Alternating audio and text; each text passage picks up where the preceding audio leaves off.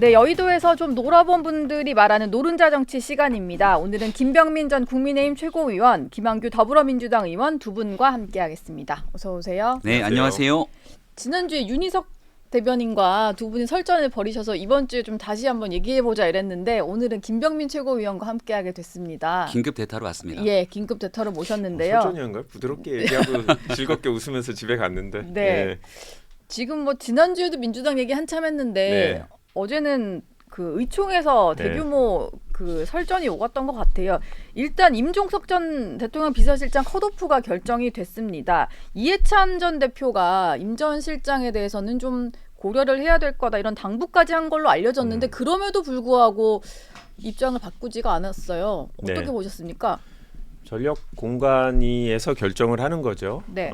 그런데 내부적으로 여러 의견이 있었던 것 같아요. 이해찬 대표를 포함해서 여러분들이 지역구 하나가 중요한 게 아니라 전체적인 갈등을 최소화하는 게 중요하다라고 얘기하신 분들이 있었는데 전략공관위 입장에서는 다른 판단, 그러니까 해당 선거구 자체에서도 윤희숙 전 의원이 운동권하고의 대결을 하겠다라고 나왔는데 딱 거기에 말려들 필요가 있냐라는 판단도 한 것 같고 전체적으로 봤을 때도 여기에 전현희 의원이 가는 게 뭐 판세에 더 도움이 된다 이런 생각을 하신 것 같은데 네. 중요한 거는 이제 국민들이 어떻게 인식하느냐의 이슈인 것 같아요. 아무리 이런 전략적 배경이 있다 할지라도 그게 아니라 그동안은 마치 친문 친명 간의 갈등처럼 보이는 상황이었는데 그렇다고 하면 조금 더 적극적으로 임종석 실장을 공천하기 어려운 상황 이런 것들을 국민들한테 알릴 필요가 있었는데 그런 면에서는 좀 부족했던 거 아닌가. 예. 그래서 갈등이 쉽게 가라앉지는 못하고 있는 상황입니다. 그러니까 사실 민주당에서 임종석 전 실장을 공천을 하지 못하는 이유에 대해서 설명을 하면서 이게 마치 뭐 운동권 프레임에 걸려들지 않기 위해서는 이런 말을 할 수도 없는 노릇일 거고 네. 그러다 보니까 국민들이 느끼기에는 이게 그냥 친문의 구심점이 될 만한 사람을 속간했다라는 인식이 많이 들거든요. 실제로 어제 고민정 최고위원 같은 경우는 이거 발표 난 이후에 최고위원직에서 사퇴를 하기도 했고 뭔가 친문과 친명 간의 갈등이 좀 많이 격화되는 모습인데 그럼에도 불구하고 민주당 지도부는 시스템 하에서 한 거다. 뭐 이런 얘기를 반복을 하고 있어요. 네, 임종석 실장 뇌관 문제는 결국 터졌죠. 네. 오늘 이제 기자회견 한다고 하는데 굉장히 좀 폭발적인 메시지를 낼 거라고 저는 생각을 합니다. 86 운동권에 대한 대결 구도가 부담돼서 피했다는 건 말이 안 되는 이유가요. 벌써 우리 중랑이 이승환 후보가 여기 자주 나오잖아요. 예. 거긴 대놓고 박홍근 선배랑 같이 한번 붙겠다고 나와서 계속 얘기를 하고 있는데 아무런 문제 없이 다들 그 자리 지키고 있습니다.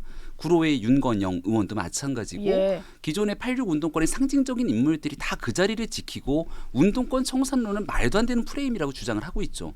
그러니까 임종석 실장만 그 자리 운동권 프레임이 안 된다라는 명분을 가져나올 수도 없는 노릇인데 그럼 왜 임종석은 안 되냐라고 하면 생각나는 거 딱 한 가지 아닙니까? 친문의 구심점. 당권 주자로 나가서 언제든지 그 영향력을 행사할 수 있는 사람. 예. 과거에 이제 문재인 전 대통령과 노무현 전 대통령으로 쭉 이어져 왔던 친노 친문의 직계가 실질적인 영향력이 소멸되면서 이재명 중심의 이재명의 민주당이 되고 있는 상황인데 여기에 경쟁자가 될 수 있을 만한 사람들의 싹을 제거한다라는 평가가 주를 이루고 있다고 생각하거든요. 근데 성동이라는 동네 한번 좀 살펴볼 필요가 있는 것은 네. 지난 지방선거에서 민주당이 다 쓸려 내려갈 때 유일하게 그 자리를 지켰던 게 성동이에요. 거기 정원호 구청장이라고 진보 보수 가리지 않고 일 잘하는 정원호라는 평가를 갖고 있는 곳이기 때문에 구청장이 민주당 소속이시죠? 네, 근데 그 네. 정원호 구청장이 누구랑 같이 정치권에 가장 큰 인연이 있냐면 임종석 비서실장과 가장 큰 인연이 있는 사람입니다. 네. 그러니까 임종석 실장 입장에서는 정원호 청장과 원팀으로 성동 발전을 이루겠다라고 하는 컨셉을 갖고 선거를 치르는 게 전현희 의원이 오는 것보다는 100번 경쟁력이 있죠. 그러니까 받아들일 수가 없는 상태가 돼버린 현 구도에서 이 모든 건 이재명 대표의 사당화 전략 아니냐라고 비판할 수밖에 없는 형국이라 오늘 어떤 메시지를 낼 것인지가 굉장히 좀 심각한 상태로 예. 흐르고 있다 이렇게 생각합니다.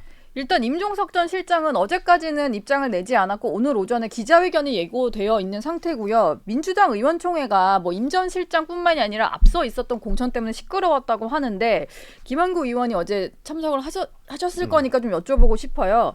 알려지기로는 그 홍영표 의원 친문계 좌장으로 불리는 분인데 표현이 좀 셌습니다. 남의 가죽만 벗기려고 하다가는 손에 피범벅 될 거다. 뭐 이런 말을 했다고 하는데 실제로 분위기가 좀 어땠어요? 많이 험악한 분위기였나요? 험악한 건 아니고요. 저희 당 의원총회가 항상 그렇게 화기애애하지 않습니다. 예. 원래 다 개성이 강한 분들이 많아서 이재명 대표에 대한 체포동의안 이슈 때는 뭐 이거보다 훨씬 더 험악했고 어제는 공천에 불만을 갖거나 의구심을 갖고 있는 분들이 주로 얘기했고 지도부는 그냥 듣고 있었기 때문에 바로 뭐 말싸움을 하거나 갈등이 있거나 그런 상황은 아니었고요. 예. 다만 이제 본인이 공천에서 직접 배제되는 분들, 당장 뭐 정치 생명이 어떻게 보면 끝날지 모르는 분들이기 때문에 당연히 그분들은 뭐 개인적으로 격앙된 얘기들을 이제 했고요. 원내대표가 이제 홍익표 원내대표가 나름 의원들의 불만들을 정리해서 지도부와 협의하고 이런 노력을 이제 그동안 해오고 있었는데 아무래도 원내대표 혼자 하기는 조금 어려운 상황이 아닌가. 그래서 지도부가 어제는 일단 듣고만 있었는데 그거를 아무런 조치 없이 그대로 또 다음 회의가 이루어진다면 아마 다음 회의 때는 불만이 더 커지지 않을까 싶고요. 지도부에서도 뭔가 좀 적극적으로 갈등에 개입을 해야 되지 않나라는 네. 판단은 하시지 않았을까 싶습니다. 네. 어제 그 지금 민주당 공천 과정에서 논란이 됐던 게 또 그 유령 여론조사, 정체불명의 여론조사라는 건데 일단 그 업체를 조사해서 배제하기로는 했고 어제 흘러나온 얘기들을 보니까 조정식 사무총장이 본인이 어떤 의뢰한 조사인 거를 좀 인정을 했고 그리고 정필모 의원 같은 경우는 선관위원장을 관둔 이유 배경에 이 조사 업체가 있었다 이런 폭로도 했다고 해서 이게 좀 어떻게 수습이 될지도 좀 궁금한데 네. 김병민 최고가 보시기에는 이런 일이 불거졌다고 하면 어떻게 해야 될까요? 그동안 이 결과가 반영이 됐던 그 공천 과정은 좀 바로 잡아야 되는 거 아닌가요? 이제 물이 엎어졌는데 이걸 주워 담기가 어려운 것 아닙니까? 예. 그러니까 흥건하게 얼룩이 져 있고 이걸 주워 담으려면 담기가 어려우면 누군가가 물을 엎었으니까 책임을 져야 되지 않겠습니까? 네. 책임지고 사퇴라든가 여기에 대해서 그 공천 과정이 불투명한 오해를 다 불식시키겠다고 모든 걸 공개해야 됩니다. 근데 하위 평가 점수에 대한 기준마저도 왜 내가 하위 평가 20%에 들어갔는지 박용진 의원처럼 예. 이런 것조차 제대로 공개하지 못하고 있는 상황에서 여론조사에 관련된 과거의 일들을 다 하나씩 꺼내서 공개를 하고 이걸 바로잡겠다? 지금 내일 모레면 3월 달인데 현실적으로 불가능한 상황이겠죠. 제가 있는 동네만 하더라도 네. 8명의 후보가 민주당에서 뛰고 있었습니다.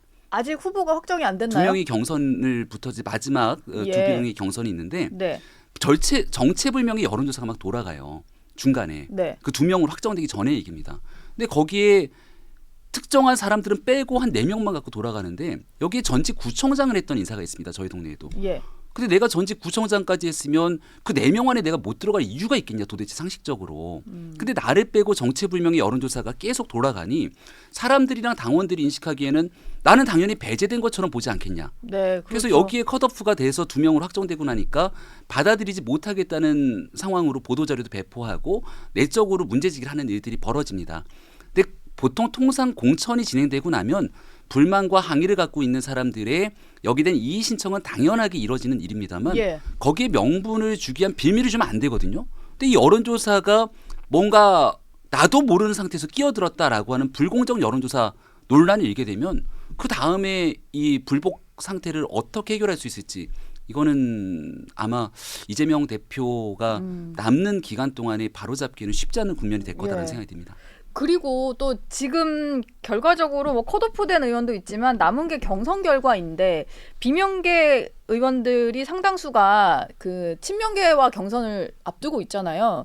여기서의 결과에 따라서 또 한 번에 좀 시끄러운 소동이 일지 않을까 싶은데 김영규 의원 보시기엔 좀 전망하시기에 어때요? 비명계가 대부분 하위 통보 받았다고 커밍아웃을 하셔가지고요. 뭐 31분이 하위 20%일 텐데 커밍아웃 한 분이 몇 분은 안 되죠 아직. 예. 그래서 다른 분들도 뭐 이걸 감수하고 이미 경선을 치렀는지 네. 아니면 그냥 알리지 않은 채 경선을 치를지 모르겠는데요. 경선을 치른 분들은 일부 불만이 있더라도 결과를 수용하겠다라고 하는 거죠. 이제 박용진 의원이나 윤영찬 의원이나 네. 거의 70%에 가까운 투표를 해야지만 이길 수 있는 이렇게 구조로 돼 있거든요. 그래도 뭐 감수하겠다고 했기 때문에 그분들 불만보다는 이 하위 20% 통보를 받고 경선을 거치지 않고 탈당하는 이제 그런 분들이 얼마나 더 생길까라는 게 이제 이슈인 거고요. 예. 아까 김병미 전 최고위원이 얘기하신 것처럼 문제는 뭐 정확하게 보신 것 같아요. 하위 20%에 들어가는 분들, 이분들은 당연히 뭐 31분이 다 억울하겠죠. 그런데 한 분 한 분을 납득시키는 것보다 국민을 납득시키는 게 중요해요. 국민들이 볼 때 민주당은 저런 기준으로 저런 절차를 거쳐서 했구나. 그러다 보니 뭐 소위 비명계 의원이 많이 들어가긴 했지만 알려지지 않은 친명계도 사실은 많이 있다라는 이런 식의 인식을 하게 되면 이게 어느 정도 정리가 될 텐데, 이거를 지금 내부 규정이 없다라는 이유로 공관위에서 안 하고 있거든요. 설명을 하는 방식을. 예. 근데 이럴 때 저는 지도부가 개입을 해야 된다고 생각해요. 규정이 제대로 구비되지 않았을 때 그걸 정치로 푸는 게 지도부의 역할인데 그냥 시스템만 맡겨두어서는 해결이 되지 않을 것 같아서 저는 아직 저희가 이런 갈등을 봉합시킬 수 있는 기회가 있다고 생각하고 지도부가 괜히 공천에 오해받을지 모른다라는 이유로 소극적인 자세를 보이고 있는데, 이거는 당을 위해서 그분들이 적극적으로 개입하는 거를 문제제기 안 할 겁니다. 지금 분위기는. 그래서 당이 지도부가 어제 의원들의 불만을 많이 들었으니까 예. 좀 해결을 해냈으면 좋겠다 싶고요. 국민의힘도 보면 사실 당사 앞에서 시위 계속하고 있잖아요. 그러니까 주로 근데 원외 분들이죠, 그분들은. 근데 그렇죠. 저희는 예. 원내들이 이렇게 원체 많다 보니까 컷오프가 되기도 하고 경선에서 지기도 하고 이래서 불만이 더 커 보이는데, 그럴수록 지도부가 더 적극적으로 조정을 해야죠. 저는 해내야 되고 뭐 할 수도 있다고 생각합니다. 의지가 있으면. 예. 근데 이재명 대표가 어제는 오전에 재판이 있었음에도 불구하고 재판 마치고 오후에 의총에 왔단 말이에요.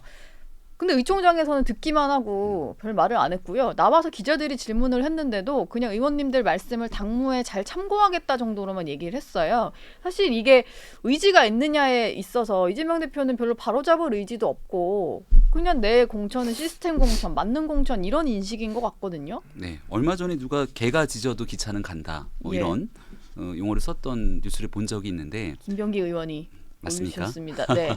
네, 이재명 대표도 마이웨이를 선언한 거죠.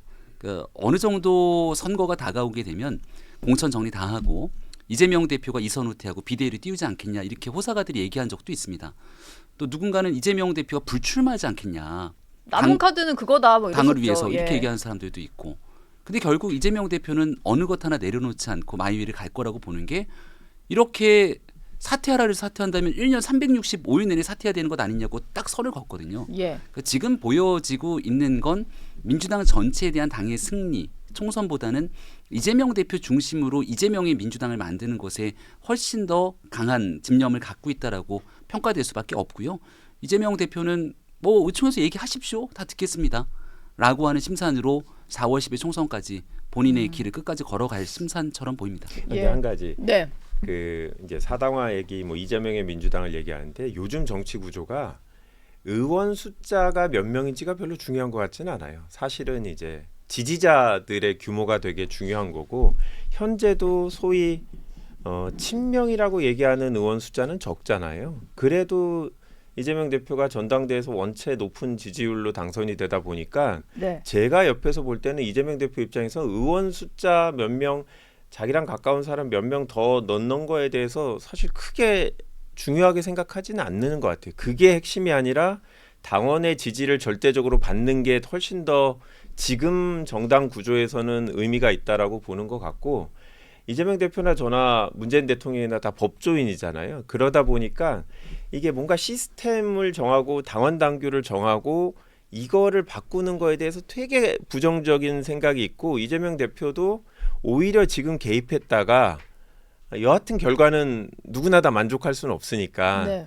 그러니까 결국 대표가 개입했던 거 아닌가라는 비판이 나올 것 같아서 그거를 피하는 게 오히려 더 낫다라고 생각하는 것 같은데, 네, 제가 생각할 때는 지금은 조금 더 지도부가 적극적으로 개입을 해야지만 이 최소한 국민들의 의구심을 최소화할 수 있지 않겠냐. 예. 뭐 어차피 탈락하는 분들은 나올 거라 그거는 피할 수 없을 거라고 봅니다. 그러니까 사실 국민의힘도 뭔가 국민 여론이라고 했을 때 지지자만 보는 게 아니라 또 언론을 볼 때도 아 우리에게 좀 우호적인 매체까지 우리를 비판하는구나 이럴 때는 약간의 이제 경고 사인이 들어왔다라고 판단을 하잖아요. 근데 지금 그럼요. 민주당 입장에서는 어느 정도 민주당을 좀 우호적으로 봤던 것들조차도 이건 아니다라는 상황이니까 진짜 뭐 납득을 할 수 있으려면 설명을 해야 될 것 같고. 근데 이게 설명을 하더라도 이제 와서는 너무 늦어서 이해가 될지 모르겠어요. 그냥 누가 봐도 비명계 의원들만 좀 불이익을 받는 모양새가 반복이 많이 되다 보니까요. 이거를 이제 정치적으로 조금 해석을 해보면 선거라는 건 특정 방향으로 쭉 가는 게 아니라 몇 번의 이 굴곡이 있거든요. 예. 그러니까 지금 민주당이 공천 파동으로 굉장히 많은 비판을 받고 있고 내부에서도 내적 갈등이 폭발하고 있으니까 바닥을 치고 있는데 그게 이제 갤럽 여론조사 같은 게 정확히 보입니다. 구정이 끝나고 난 다음 여론조사에서 국민의힘이 쭉 올라가고 민주당이 내려가서 6% 차이가 벌어져요. 네. 그러니까 민주당이 심각한 위기다. 31까지 내려갔으니까 공천 파동 계속되고 나면 20%대까지 꼬꾸라지면 민주당이 심각한 위기 이재명 대표 못 버틸 거다 이런 여론이 많았습니다. 근데 그 다음 주 여론조사에 어떻게 나왔냐? 민주당이 다시 올라가요. 왜냐하면 진보의 위기 때문에 다시 결집하는 형상들이 나타나거든요. 그러니까 선거 다 끝나서 공천 끝나고 나서 민주당 국민의힘 1대 구도 형성되면 어차피 다시 시작하는 거니까 그때 가서 하면 되는 거지 지금 혼란과 분란 속에서 너무 좌고면할 필요가 없다라고 판단되는 게 아마 이재명 대표 지도부의 생각이 아닐까 싶습니다. 그런데 예. 대한민국 국민들께서 굉장히 현명하시고요. 네. 국민들께서 시간이 지나면 다 과거 거 잊어버리겠지 이렇게 판단하는 정치인이 있다면 정말 오만하고 국민의 시각을 오판하는 거라고 저는 말씀드리고 싶은 게 예. 과거에 언제 어떤 일들이 있었는지를 다 기억하고 계십니다. 그리고 거기에 대해서 마지막 순간에 가서 실제 표로 평가하시거든요. 저희가 강서 보궐선거 때 생각해 보면 강서 보궐선거 이 정도로 해갖고 가게 되면 결국은 강서 보궐선거에 또 한번 해볼 만하지 않겠냐라고 하는 얘기를 하는 사람들이 있었습니다. 하지만 우리가 해왔던 원칙과 맞지 않는 과정에서 걸어가고 있을 때 국민들께서 마지막에 표로 정확하게 잘못된 길을 걸어갔을 때 어떻게 했는지 보여주셨거든요. 예. 그 뒤로 국민의힘은 환골탈퇴하는 모습을 가져오기 위해 한동훈 비대위를 띄우고 그다음 국민들이 싫어하는 모습들을 하지 않기 위한 노력들을 어떻게든 해나가기 위한 역할을 하고 있는데 이재명 지도부가 보여주고 있는 공천 과정에서 상대 정당이지만 내부에서조차 납득하기 어려운 딱 한 가지 꼽자면 박용진 의원의 하위 평가 찍어내기 이런 거 국민들께서 과연 용납하고 납득할 수 있을지는 저는 4월 10일 총선에서 분명히 평가될 거라고 생각합니다. 예. 사실 박용진 의원은 여러 가지 좀 기억에 남는 것들 뭐 이제 법사위에서 활동하면서도 그러니까 법안이라든지 뭐 제시카법 두고 한동훈 당시 장관이랑 설전 벌였던 것도 있고 좀 기억에 남는 행보를 국민들 입장에서는 했던 부분이다 보니까 아 왜 저런 사람이 하위에 들어갔을까라는 의구심은 분명히 들어요. 이건 좀 설명은 가능한 부분입니까? 민주당 내에서는 약간 하위 평가 받은 의원들에 대해서 받을 수 있겠다 이런 공감대가 있는 거예요? 사실 뭐 언론에 공개된 분이 몇 분이라 특정이 예. 돼서 그런데 저도 박용진 의원은 잘 모르겠어요. 그러니까 네. 구체적인 기준을 대략적인 기준이 있긴 한데 어떻게 작동하는지는 정확하게 결과가 공개된 적이 이제까지 한 번도 없으니까. 그리고 지난 두 번의 총선에서는 지도부가 조용히 이제 설득을 하고 불출마하게 하거나 이런 방식으로 많이 정리했기 때문에 아직까지 한 번도 이게 정말 공정하게 이루어지는지에 대한 논의가 된 적이 없거든요. 네. 저 스스로도 제가 어느 정도 위치일까 모르겠어요. 그러니까 박용진 의원도 제가 생각할 때 뭐 하위 10%까지라고 생각해 본 적은 없거든요. 그렇기 때문에 정말 하위 10%가 의원들, 동료 의원들, 보좌진들의 평가가 너무 안 좋아서 그랬다라고 하면 예. 그거 자체를 좀 보여줬으면 좋겠어요. 만약에 그렇다고 하면 그거는 아마 최소한 요번에 바꾸긴 어렵지만 다음에는 좀 바꿔야 되지 않을까. 왜냐하면 동료들끼리 인기투표처럼 돼버리면 좀 다른 판단이 실제로 그분의 의정활동을 객관적으로 평가하지 못하고 다른 정치적인 고려가 있을 수도 있어서 요번에 그런 것들을 점검하는 차원에서 공개를 한번 했으면 좋겠다 싶고 지금 공개를 요구하는 분들이 당장 이 룰 자체를 바꿔서 다시 평가하자는 건 아닙니다. 그렇죠. 내 최소한, 시험 예. 쳤는데 점수가 너무 안 좋으니까 최소한 보자 이거죠. 이게 이제 국민들이 봤을 때 부적절하다고 생각을 하면 경선 때 그거를 감안해서 투표를 하실 수도 있기 때문에 네. 경선 전에는 어떤 기준으로 또 구체적으로 어떤 결과로 이분이 하위 10%인지는 공개를 했으면 좋겠다. 홍영표 의원도 하위 10%라고 어제 의총에서 얘기를 하셨는데 네. 그래도 저희 당 원내대표까지 하신 분이잖아요. 그래서 정말 국민들이 궁금해하실 것 같아요. 저도 궁금하고. 네, 이거는 좀 해결을 해주셨으면 좋겠습니다. 예.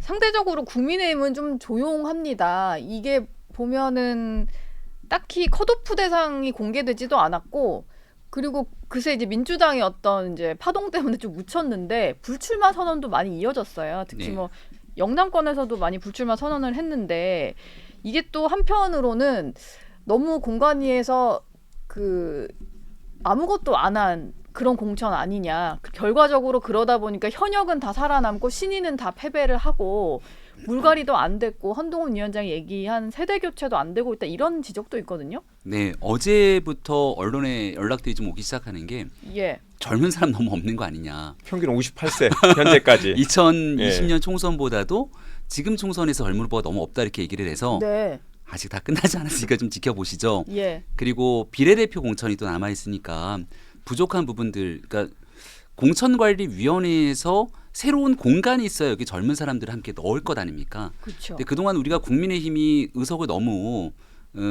많이 차지하지 못한 상태에서 열세인 상황인데 여기에 현역 의원들을 대거 다 걷어내게 된다면 2020년도에 있었던 총선 갈등이 다시 폭발할 수 있을 거고 또 현역 의원이 있다 하더라도 여기에 준비되지 않은 사람들이 갑자기 가서 그 경쟁력 구도를 이겨내기도 쉽지 않거든요. 대표적인 케이스가 어디냐면 충청남도의 부여공주. 여기 같은 여기는 우리 정진석 의원이 또 해 이런 생각을 갖고 있는 분들도 있는데 예. 두 분이 세 번째 리턴 매치를 박수현 하셔서. 의원이 잘 아시는 것처럼 정말 열심히 하는 사람이라 네. 정진석 의원이 아니면 할 수가 없는 동네가 돼버립니다. 뭐 갑자기 신인이 갔을 때 할 이길 수가 없는 없다고요? 구도. 네. 그리고 이번에 하위에 한 뭐 30% 넘게 감점을 주고 신인한테 한 10% 넘게 가점까지 주고 경선에 붙였는데도 현역이 된다. 그러면 그런 사람을 무리해서 찍어낸다면 그럼 여기에 무소속 나오면 또 공천 파동이 나는 거잖아요.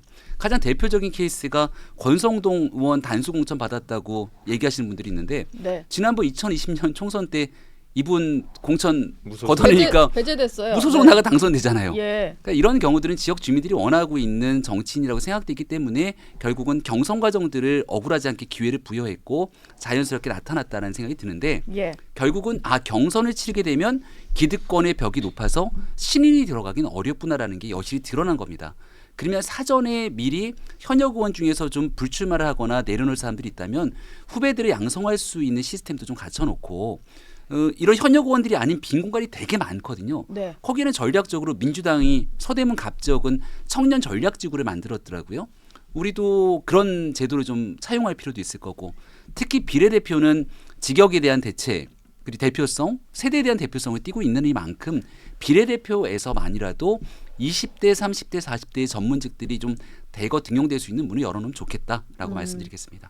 지금 그러니까 아까 말씀하신 대로 늙은 공천 뭐 이런 일각의 지적이 있는데 뭐 늙어서 나쁜 건 아닙니다만 경륜도 있고. 예, 네. 경륜도 있고 비례대표에서 조금 보완이 있을 거다라고 말은 하셨습니다.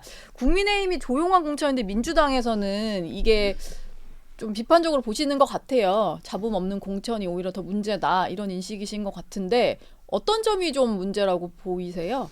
저는 국민의힘이 부인한다 할지라도 2월 29일 날 저희 국회 본회의에서 쌍특검을 재의결하는 네. 이런 것들을 의식을 하고 있다고 생각을 해요. 내일이네요 본회의가. 예, 그렇죠. 그러다 보니까 현재까지 현역위원회 탈락이 매우 적었고 또 탈락하시는 분들도 사실 하위 제가 봤을 땐 뭐 하위에 들어가는 분들인데 뭐 어떻게 좀 조율을 해갖고 스스로 불출마하게 하고 이런 것들을 하시는 게 아무래도 특검을 염두에 두고 했던 게 아닌가 싶고 뭐 그거는 저희가 지적하고 싶고 그러면 그 이후에 강남하고 영남권 대구 공천을 어떻게 하느냐 이거를 좀 더 봐야 최종적으로 평가를 할 수 있을 것 같은데 현재는 언론들의 보도가 나오는 것처럼 평균 58세 네. 공천이고 여성이 드디어 10% 이하로 내려갔고 30, 40대 청년도 매우 적은 데다가 아무래도 기존에 현역이 없던 데니까 국민의힘 입장에서는 뭐 상대적으로 어려운 데죠. 지난번 2020년에도 퓨처스 이런 식으로 공천을 해갖고 퓨처메이커 어려운 데다가 다 청년들 공천했었잖아요. 예. 그러다 보니까 뭐 결국 그때 공천 받았다가 다른 데로 이번에 지금 옮기시는 분들도 있고 그래서 저는 국민의힘이 뭐 상당히 안정적인 공천을 한다라고 얘기를 하지만 결국은 뭐 정치적인 뭐 특검에 대한 고려를 하지 않았을까라는 판단을 하고요. 그럼에도 불구하고 저희는 특검을 더 미루긴 어려워서 2월 29일 날 재의결 표결을 하려고 하고요. 하여튼 그 이후에 저희 253개 전체 공천을 하고 좀 평가를 했으면 좋겠습니다. 저희도 아직 끝나진 않았습니다. 네. 많이 남았습니다. 아직 선거가 40일 넘게 남긴 했어요. 42일 정도 남았는데 공천이 좀 마무리가 돼야겠지만 그래도 국민의힘 입장에서는 잡음 없는 공천을 이루고 있다는 건 조금 약간 자화자찬할 수 있는 부분인 것 같기는 한데요. 왜냐면은 네. 어쨌든 컷오프 대상일지라도 기분 나쁘지 않게 좀 정리를 할 수 있는 시간을 주는 거잖아요. 명예롭게 좀 관둘 수 있도록. 그런 점에 대해서는 좀 기대했던 것보다 좀 잘하고 있다 이렇게 보이세요? 한동훈 위원장이? 저는 한동훈 위원장한테 잘 보일 이유가 없습니다. 예. 공천도 됐고 네. 저희 동네 어려운 동네고 근데 한동훈 위원장한테 되게 고맙습니다. 그리고 이번 선거에 나가는 어려운 서울, 경기, 인천 등등 수도권에 뛰고 있는 많은 사람들은 한동훈 위원장한테 마음의 빚을 지고 있다고 생각합니다. 되게 고맙다는 말을 하고 싶은 게요. 예. 한동훈 위원장이 자기가 갖고 있는 모든 권한들을 내려놓고 그 사심을 내려놨습니다. 제 첫 번째가 비대위원장으로 오면서부터 본인이 마음먹으면 어디든지 가서 국회의원으로 당선될 수 있는데 정치인이 국회에 들어가 있지 않고 정치한다는 게 얼마나 어려운 건지는 아마 의원님이나 여의도 있는 사람들 다 알 것 아니겠습니까? 내 걸 내려놓음으로 인해서 한동훈 비대위에 힘이 실렸습니다. 그 두 번째로 그럼 내 걸 내려놓으면 통상적으로 내가 안 나가니까 내 사람 챙겨줘라는 게 과거에 있어왔던 예들이거든요. 한동훈 위원장은 단 한 명의 자기 사람도 챙기지 않았습니다.